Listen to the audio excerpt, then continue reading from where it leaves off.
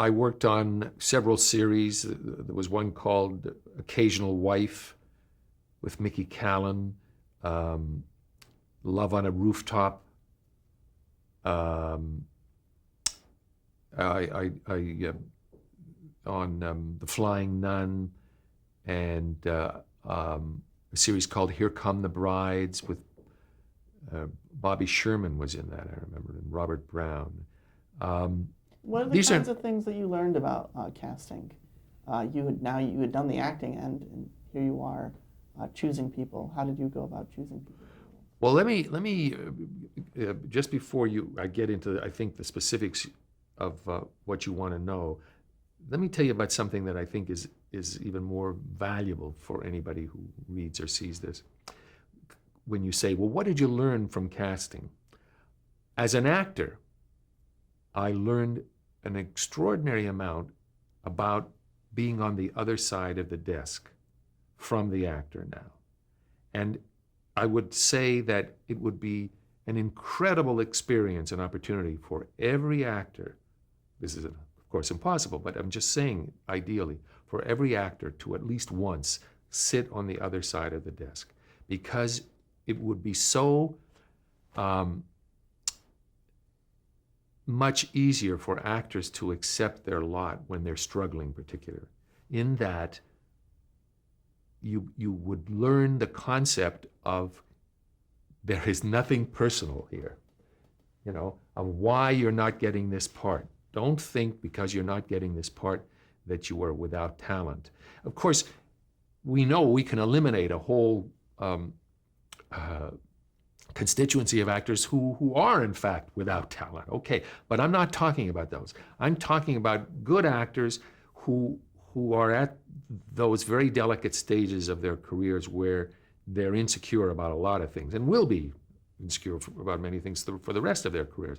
But nonetheless, they can get such an insight into seeing all the other factors that go into a casting decision other than just how good your reading was. I'm talking about, of course, physically and what the producer and director are looking for physically and in subtle delineations of that. I'm talking about it from so many angles.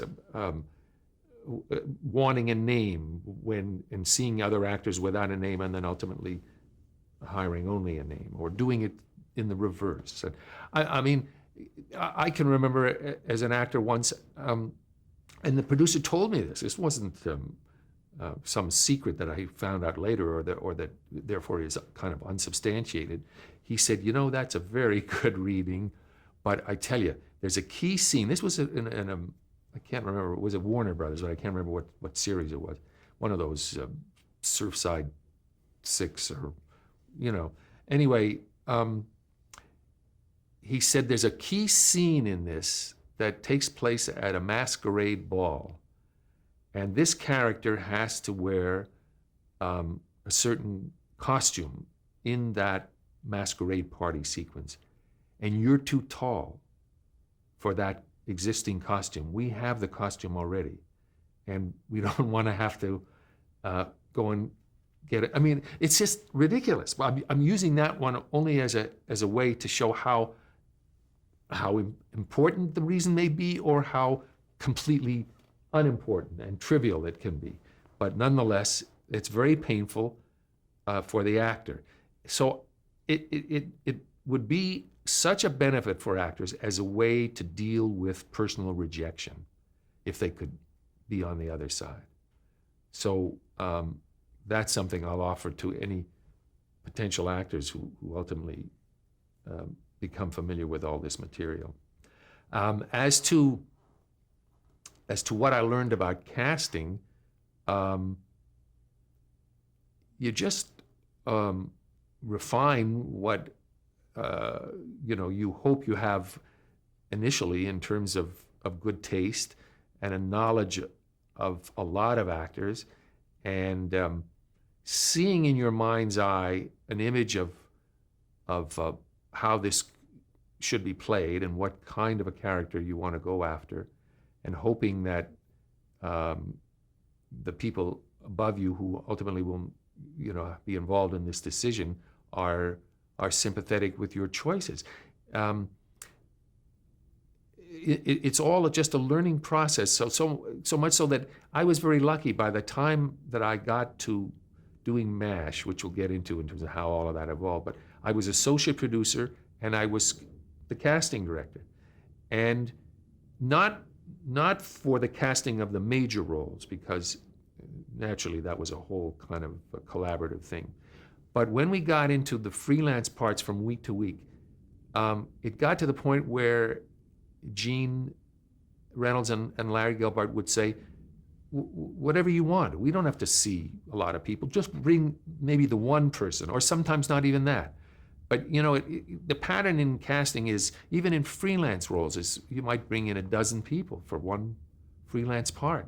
And we were able to get past that because they felt that we had a unity of thought here, that they could spend their time better doing other things. That didn't mean that I didn't necessarily see 12 actors to consider my ultimate decision of who the one was going to be. Sometimes, perhaps not, but sometimes I would certainly deal with that quotient too. But I'm talking about people like Alan Arbus, who played the psychiatrist Sidney Friedman, because that was a freelance part to begin with, as was Colonel Flagg, Ed Winter. These were one-time appearances that ultimately, because these people were so good, that we began to write stuff for them. But in both those cases, I just brought that one actor. Now that's a very lucky position for a person whose responsibility is in casting, no matter what their actual title is, because then you can really save a lot of time.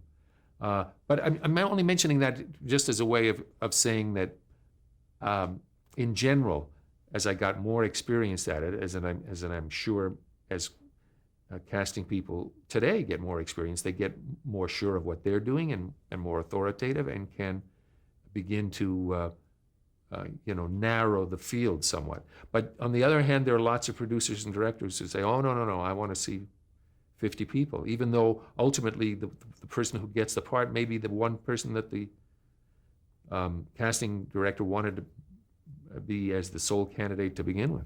Have you ever cast against type? Is there a trick to that? Knowing that someone may not seem on the surface good for a part, but they... Sure, but that's all subjective, because you may not think you're casting against type. You may think that this is exactly who should be playing this part. Some of the other people involved may feel that way, and conversely, they may be suggesting to you certain actors in which you can say, oh, I don't think so. I don't see that, and here's why. I think that this guy should be, because you remember in the relationship with so-and-so, and you get into all kinds of stuff that's in the script, to where you feel that we should go this way, and it has a certain logic. So this is very elusive. I know what I'm talking about here, but nonetheless, it's very subjective. And while there are times, in other words, if you're saying to me specifically that in the script it says all-American, boyish, type 35, always carrying the tennis racket, juvenile style, that kind of thing. Yes, sure, you want to get away from those kinds of cliches. But other than that, when there are not really elaborate descriptions, as in many cases there are not in scripts, you want to evaluate what the relationship is of that person to all the other people in the piece, and how do they react to him. And then ultimately you see it that way, so that subjectively may be to type in your mind, but not perhaps in someone else's.